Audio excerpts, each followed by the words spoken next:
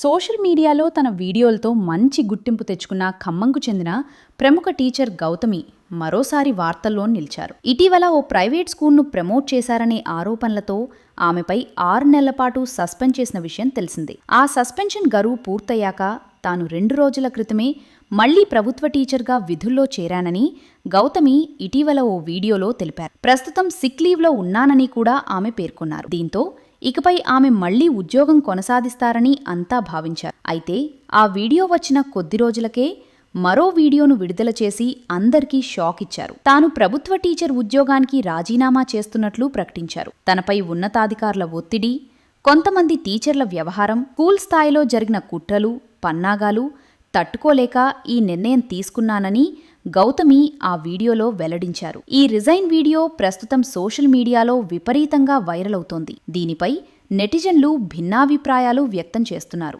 ప్రభుత్వ టీచర్గా ఉండి ప్రైవేట్ స్కూల్ను ప్రమోట్ చేయటం సరైనదేనా? అలాంటి పని చేసి ఇప్పుడెందుకు బాధపడుతున్నారు అంటూ కొందరు ప్రశ్నిస్తున్నారు. మరికొందరు మాత్రం ఇక మీరు ఫ్రీ బర్డ్, హ్యాపీగా రీల్స్ చేస్తూ డబ్బులు సంపాదించుకో అంటూ కామెంట్స్ పెడుతున్నారు.